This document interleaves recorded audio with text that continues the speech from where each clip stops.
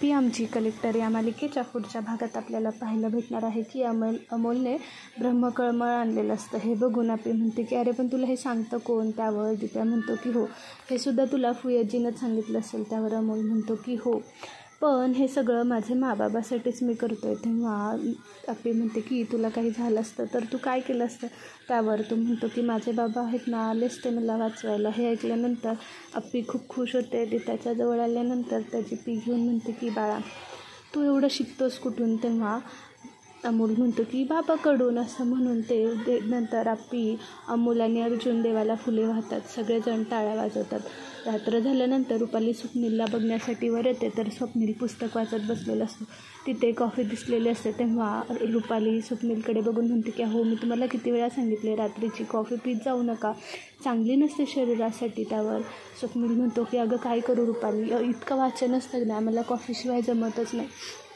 तेव्हा तो फोन हातात घेतो आणि म्हणतो की अरे विनायक काकाचे एवढे फोन का आलेत आणि मेसेजसुद्धा आलेत. हे ऐकून रुपाली म्हणते की का? तेव्हा स्वप्नील मेसेज वाचतो की अमोल बाहेर गेला आहे, अमोल भेटत नाही आहे, भेटला तो बाहेरून आला आणि तो भेटला. हे ऐकल्यानंतर रुपाली म्हणते की काय, कुठे गेला होता अमोल? त्यावर स्वप्नील म्हणतो की मला ना त्याची काळजीच वाटते. कुठेही जातो आणि त्यांनीसुद्धा एक नवीन कामवाली ठेवली आहे. कोणावर सुद्धा विश्वास ठेवून अशी कामवाली कशी घरात ठेवू शकतात? त्याची काही चौकशी नाही, काही नाही. त्यावर रुपाली म्हणते हे सगळं ना त्या फुयजीनंच करायला सांगितलं असणार आहे. त्यावर स्वप्नील म्हणतो की हो. हे ऐकल्यानंतर रुपाली म्हणते की ही सगळी ना तिची चूक असणार आहे. स्वप्नील म्हणतो की तिच्यावर लक्ष ठेवलं पाहिजे, मला आजकाल अमोलची खूप काळजी वाटते. त्यावर रुपाली म्हणते की नाही, तिथे भाऊजी आहेत ना काळजी घ्यायला.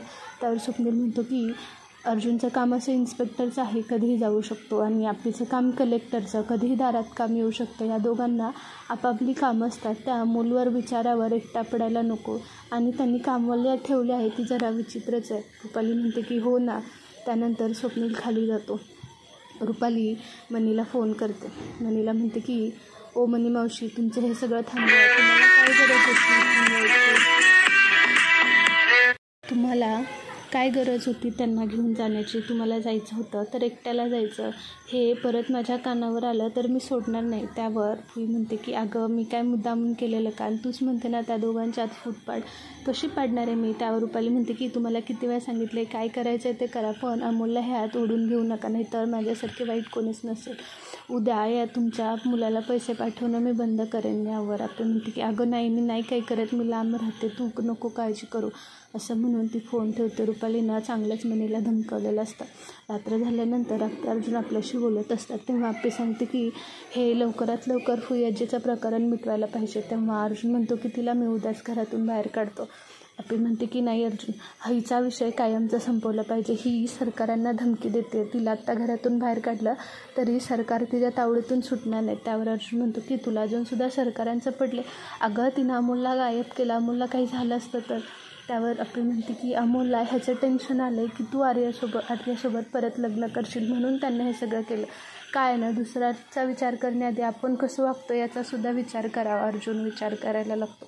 सकाळ झाल्यानंतर मनी सगळ्यांसाठी नाश्ता बनवते. नाश्त्याला पोहे बनवलेले असतात. तेव्हा ती फोन आलेला असतो. तेव्हा ती म्हणते की हो येते, मी दुपारी भेटायला येते. एवढं बोलून ती फोन ठेवते आणि अमोल म्हणतो की फुयाजी पोहे छान झालेत, आणा लवकर, येऊ द्या पोहे, असं म्हणत असते.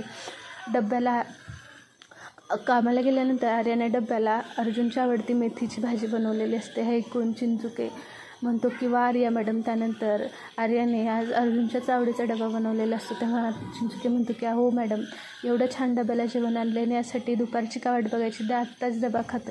त्यानंतर आर्या म्हणते की अहो चिंचुके, तुम्ही ऐकले नाहीत का, हे सगळं मी अर्जुनसाठी बनवलं.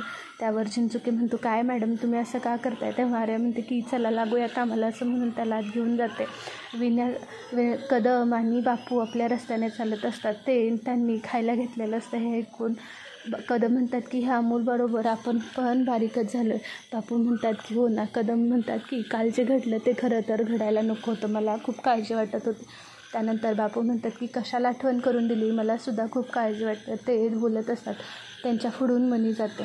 हे बघून ते म्हणतात की अरे ह्या तर फुयजी आहेत, कुठे निघाल्यात, असं म्हणून ते त्यांच्या मागे जातात. आणि तेच अप्पी आमची कलेक्टरचा भाग संपतो. तुम्हाला आपल्या चॅनलवरचे व्हिडिओज आवडत असतील तर आपल्या चॅनलला लाईक करा, शेअर करा आणि सबस्क्राईब करायला विसरू नका. थँक्यू.